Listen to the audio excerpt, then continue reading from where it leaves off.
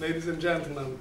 It's a pleasure. When Rob told me, don't you want to speak about metakaolins? I thought, ooh, what I had prepared a big thing about the pozzolanics, the old Romans, the Greek, and so on, to come to the point. But when I realized in the process of this meeting getting up that the program was very large and there were being a lot of speakers before me who could do exactly the same thing and did it very well, then I said, well, what I'm going to speak about. Now, if I look at the volumes and I look at what metakaolin is sold in Europe, I guess that Robert said he was a scratch on the cement industry. I'm a scratch on a scratch.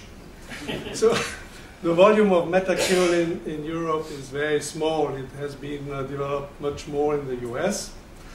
And it is in development since the year 1995, I guess, where the first dam in Brazil has been built with metakaolin as a pozzolanic material. Now, Charles said, well, maybe I come back a bit to Newchem. I created Newchem because with friends of mine, and these were partly of Lafarge and Heidelberg and so on, we thought that exactly what I've heard from Baldwin here, there is not enough knowledge about pozzolanic materials and people were afraid of using them. And we were starting to work with different things like fly ash and slag. And so we have some experience in that. And we moved on further and further, and we have made some trials also with rice husk ash and things like that, because we want to give a technical service to our customers throughout Europe. We have also a distribution net where we can then give to the customer the materials he really needs in his application. When I started about 2000, going around my customers and speaking about metakaolin, everybody asked me to write it down because nobody had heard the name except one person who had been working in Knauf before and who said, yes, I know these because we are using this in renders. And I thought, well, this is a big field of work you can choose for your future before retirement or after retirement. So I would like to come back to Charles' remark before that the fly ash was very constant in production. What he did not mention is that his graph goes to 2007. Selling fly ash, when we arrived at about 2009, and the industry went down, and we are selling fly ash of Aeon. All of a sudden we found ourselves without fly ash. And I had, in all my nice papers, I had written, use fly ash because fly ash will be always around. And so I had a sort of a problem going to my customers and telling them, I'm sorry, but fly ash is not always around. And so this is very important because when we look at the whole history from the Romans, and who used the ashes of Vesuvio, they are still there. It's quite a good amount. We go to the fly ashes, so the industrial byproducts like microsilica, fly ash, and these products, they are not produced on purpose. They are byproducts. And they are perfect and fantastic products. But the price is always varying a lot because depending on if it is there or if it is not there, the price is changing strongly. Well, I started well, I had a problem because I was developing a coating for the Eternit roofs where we would bind the asbestos, and I got the fluorescences all over the place until I found in the US metakaolin. And this was the only thing which could really control. And then I started to import slowly metakaolin from the US. But I found a secondary material, metakaolin, also in Europe. And I was very happy because it didn't cost anything. And we were selling a lot of it, and we made a lot of money out of it, until I arrived to the 1,000 tons which were there. And then all of a sudden every customer wanted that material, but I couldn't supply. So I was quite afraid And my customers got very angry with me, so I said I have to put up some capacity in Europe. So we now have different partners who produce Metakaolin for us. We are at Newchem not a production company. And I welcome everybody who wants to innovate with us, to give us his material, and we will try to diffuse it throughout Europe. So I come to the point, well, if you want to introduce a material which is there, the best thing is to have a material which is everywhere. And the basic of metakaolins is kaolin. And this is the only slide I found. It's a very old one, and it's not accurate because when you look, we have here friends from South Africa who have kaolin down there, but this is a white spot. Well, at that time it was. Madagascar has a white spot, and the Ukraine, which has a lot of kaolin, is a white spot here. So this is not to be considered really, because there is kaolin almost everywhere, more or less. Kaolin is a decomposition product of granite, and you have secondary and primary deposits. What we understand here is primary deposit is the location where this has happened. And when the granite decomposes, it decomposes into kaolinite, quartz, and mica normally. And in the primary deposits, you will find yourself with about 80% of quartz and 20% of kaolinite and mica. So in these deposits, we have to clean the kaolinite before we make metakaolin. And as I heard before, I mean, slag is not slag, and fly ash is not fly ash, and metakaolin is not metakaolin. Be careful when you hear metakaolin. Everybody's selling metakaolin up to 40% quartz, and they all call it metakaolin. So, yeah, and the secondary deposits, some are lucky, like in the US. Some river or whatever it was passed over the deposit, left the quartz there or in the bed of the river, and the kaolinite was, because it is platelets and lightweight, was deposited in lakes, and these are dry now, and then you find maybe up to 98% of kaolinite naturally deposited, and you call this a secondary deposit. But in the secondary deposit, you can have everything from 80% to 2% of quartz. So what does it look like?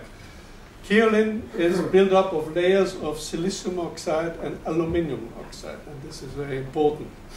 And these are crystals which leave their water, once you heat them up over 500 degrees, the water is coming out of the product, and it will become amorphous. The crystalline structure is destroyed. If you go over 900 degrees, it will become mullite, and it will recrystallize.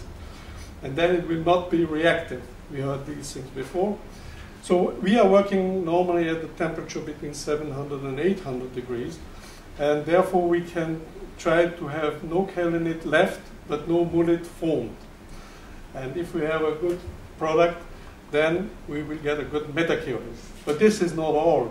As we heard with rice ash, the conditions are very different. And we can get out very different products. So the first production we made in Europe was like you would produce bricks. We had the kaolin, and we pressed bricks, and we burned them slowly at 700 degrees. And you can imagine the problem here is how fast the heat goes into the center. If you are burning at a too high temperature, you will get kaolinite in the middle, metakaolin around it, and mullite on the surface. So actually we had to make very porous bricks, like you know today for the heat insulation bricks, so that the heat would be equally distributed. And then now we can go high or lower with temperature, faster or longer in the ovens, and we will grind it to finer or coarser grade.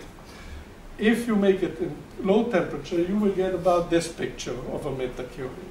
That means the crystalline structure has remained there, and the thing is amorphous. Now, the reactivity of this kind of product is quite slow. Why? Because the water cannot enter in the layers. So when you dissolve the layers, you will have to dissolve one layer after the other. That means this product will work.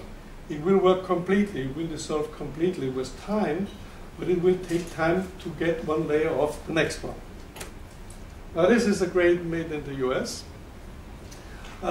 Because it is so clean, we can mill it before we calcine it, and we calcine it in an oven with plates. And this goes a bit faster. You also see that the angles of the crystals are molten, so it gets a different shape. These are very good reactivity products. In Europe, we then had a partner who was devising a flash calcination, which is quite different again. In this calcination, we mill it and we blow the kaolin around a flame. And in this flame, we make popcorn. That means because it is so fine and blown into that flame, the thing pops open completely. It is like you would have mica and vermiculite. So the layers fly around, and the layers re-agglomerate in a sort of a snowball. So this is what you see here. You can't see the real structure. I mean, you can see the platelets, but the crystalline structure has been destroyed. Now, naturally, that makes it extremely reactive, because all the platelets can be exposed to solution by the lime solution of the cement. Now, let's look a bit at the chemistry of metakaolin, and the particle size, and the surface. So you see, Portland cement has quite a low surface. We have taken a fly ash. We even classify the fly ash, it is our microset, to make it higher in the surface area. You see it on the particle size. It is finer in the D50. You have about 20% aluminum in the fly ash there, but fly ash is still quite a low reactive material. We heard about microsilica this morning. Microsilica goes up to 30,000 square meters per kilogram. It's 95% of silicium and is extremely fine. So we have 0.15 micron. This is about what we saw on the pictures of Robert this morning. So we are in the middle. We have the metakaolin in the middle. We are not exactly, but almost at the same surface level than microsilica. Why? Because a bead has always the lowest surface per volume, and a platelet has always the biggest surface per volume. So having this platelet structure, we are getting into a very high surface BET on almost as much as microsilica. Second chemically thing is we have about 42 to up to 44% of alumina, and you know that alumina is an accelerator for cement. So actually we accelerate cement with metakaolin. And it is the only product which can so far accelerate. Maybe we have another discussion later with aluminium. And maybe with this one we can also. And we have a particle size of 4 micron. So we are about 1/10 of the cement particles. So we fill the gap not as finely as we would with microsilica, but we fill in between. So the advantages, I guess I can skip this one because it just goes like most pozzolanic material. Yeah, maybe one thing which is different, kaolin is very white, you know this from the white kaolin from the paper industry. So we can go into lighter colors. Because it is platelet, we get a sort of a thixotropy, so if you have renders or adhesive for tiles or things like that, it will be thixotropic and not fluidifying. The water retention is due to the high surface. Yeah. And the rest is just like all other pozzolanic materials. I don't want to go into these details. Now, when we looked at the cement matrix in a normal concrete binder, this is the norm prisma you normally make. This is about the picture you get. So what you see here, the gray is the quartz or the aggregate. What you see, the black is the calcium silicate hydrate binder done by the cement, and what you see in yellow is normally the porosity. We have a small crack here in this, and you see that the porosity normally is going along the surface. Now we replace this we replace 20% cement now by metakaolin, and you get to this picture. So you see the porosity is gone. This is what we heard before. No water suck up. Better resistance to chlorine and to sulfate, because when water does not enter, water cannot attack. And we get a better adhesion, so we are selling a lot into the adhesive, tile adhesive industry under these wet conditions. This is an idea, just a picture to give you, because most of the advantages we saw before are easily understood once you see the very dense matrix. Actually, in concrete, what we would be looking for is, we would be looking for the strength of the aggregate should be the same as the strength of the cement matrix. Until today, the weak point in the concrete is always a cement matrix. If we succeed in getting a cement matrix which is as strong as the aggregate, then we get the optimum out of the aggregate, which we don't do today. I chose some examples from the United States. Here, microsilica or metakaolin should be used in most legislation with 10% to get better long life expectancy of the bridges. Here you can see on the right side it's a bridge made with metakaolin. It is very light in color. Well, you know, all these. Also, chlorine migration is very important here because it's in the middle, and you have the de-icing salt. And a white color is of advantage because you see it nicely. This is a water treatment plant. This is against sulfates, resistance, density, no water uptake, etc. A bit about the same thing. And here you have stacks of a coal power station. In Germany, we make this with microsit and fly ash only. And we have made up concretes which come down to a resistance to pH 3.5. That means the sulfuric acid developed by the burning of the coal is almost not attacking the stack, so we don't have to put any epoxy coatings on it anymore. And we did this, I guess, with Cemex, and with all Cemex people are here, so this is for your idea. We use it in precasts a lot, colored precasts. Some people use metakaolin in pigments to get a more even distribution. And I thank you very much. I hope I could give you an overview why metakaolin. I believe every pozzolanic material has its good position in some of the markets. With the natural pozzolans, you have the problem that the quality can vary in your quarry. With the byproducts, you have the problem that it is there or it may not be there. With metakaolin, you have the problem that it is quite expensive, but it's always there, and we can tailor-made it for you. Depending on the ovens, the calcining plant we need, and even in one plant, we can alter the temperature, we can alter the residence time, we can really make a product point to where the customer needs it. I just want to mention that the major worldwide adhesive producer, we have been working 2 years with him to define the metakaolin which gives him the best results in his adhesive, and we now have the best metakaolin for this application. Thank you very much.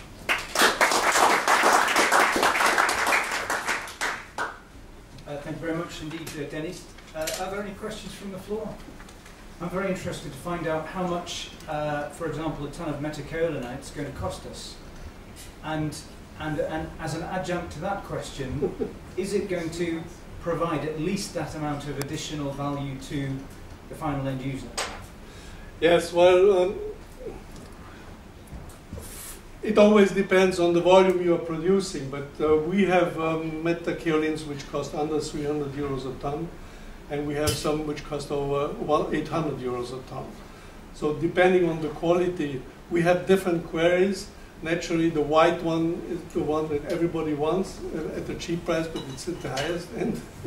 And we have red ones with a lot of iron oxide, sometimes even with quartz sand.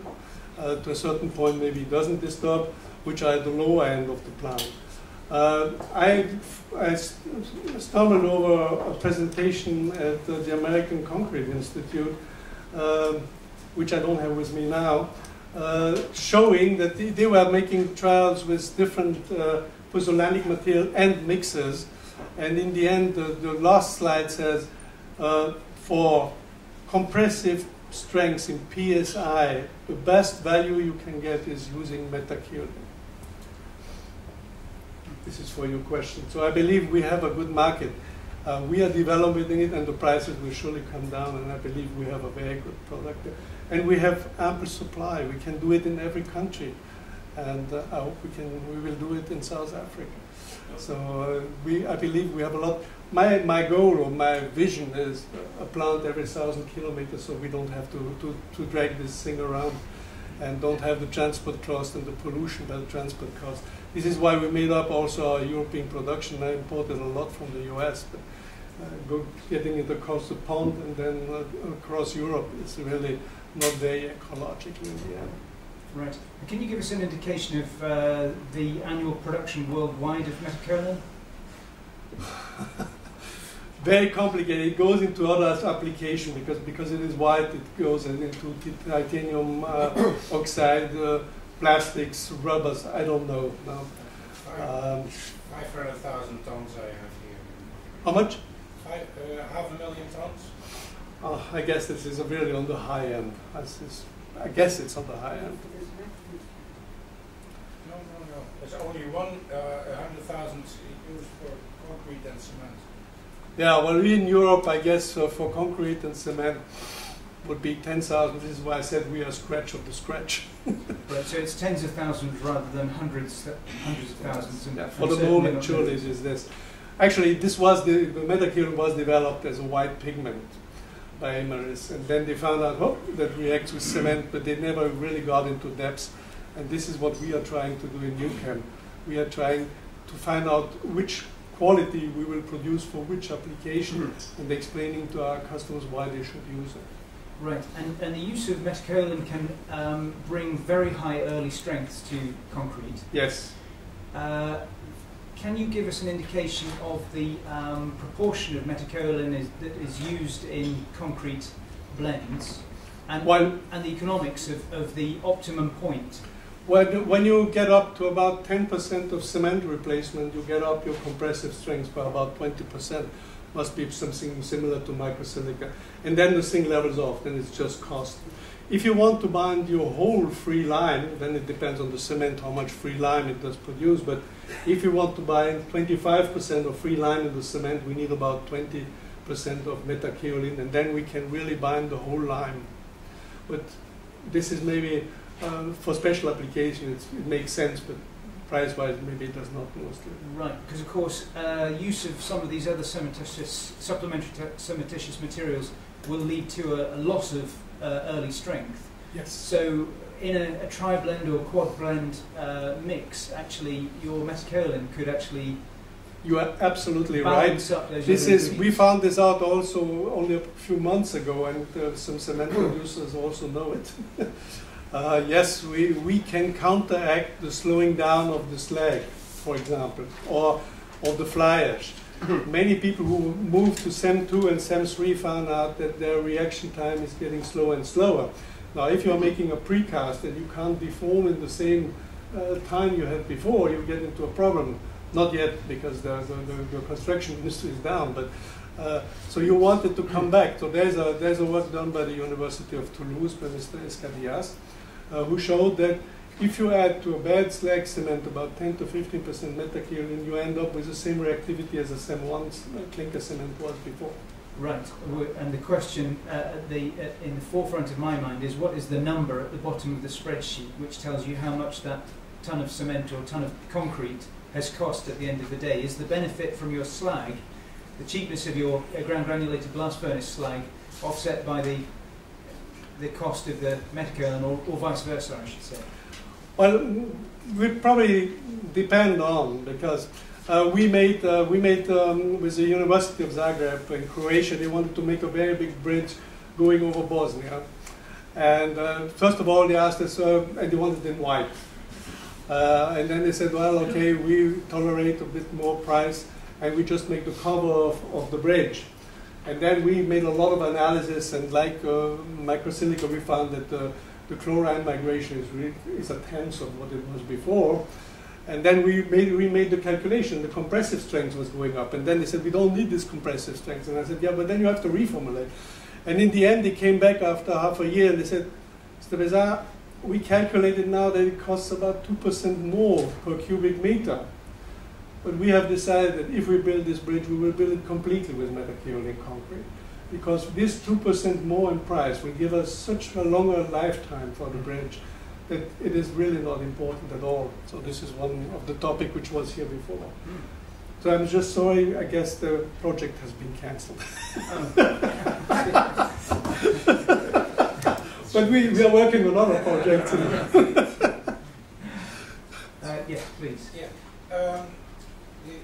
Do you have any CE marking? Because I tried to promote it a little bit on the in the market in the Netherlands, and yes. I ran against this because the concrete producer needed CE marking, probably to do. The concrete itself doesn't have even CE marking. Yeah, this is a problem. I mean, we are fighting naturally against the cement industry, but in July, I guess, the EN 206 in France will be modified that you can use up to 15% of Metakaolin. But it's very hard to pass a norm like this if the cement industry doesn't like it. So this is one of the problems. As long as you don't have a European norm, you cannot comply to the European norm. So the CE marking as a cement replacement is not there as long as we are not in the EN 206. But we have a CE market as a fine filler. You can use Metakaolin instead of calcium carbonate as a fine filler. We comply to the fine filler norm. But then you have to add it to the cement. Yes, please. Give us your name and company again, please. It's Petra Lisa from Caring in South Africa. And what we found, that's the one reason why we established the institute together with the university now in Cape Town. Because Yaki comes from building, so we have done a lot of tests ourselves, informal tests, very informal, the African way, we just do it. And we are busy proving, because we have mixed successfully over the last couple of years, we have mixed up to 35% of Metakaolin in our informal structures into the cement. Besides that, Metakaolin does all the stuff others SCMs do. What we also found, the insulating factor, because even cold, we are not well controlled. I mean, we don't have, especially in housing plants, and waterproofing, everything. There are so many more qualities you add to the cement, besides the durability, and the other thing, the curing. I mean, we had infrastructure problems, and where you, for example, the runway of an airport, you've got problems with the runway. I mean, you can't have the runway out of action for days on end. So, with the moment you mix Metakaolin into your cement, your curing time is a percentage of that. So, what we're doing at the moment, we have done first bit of testing, because that's a bit like we do it the African way.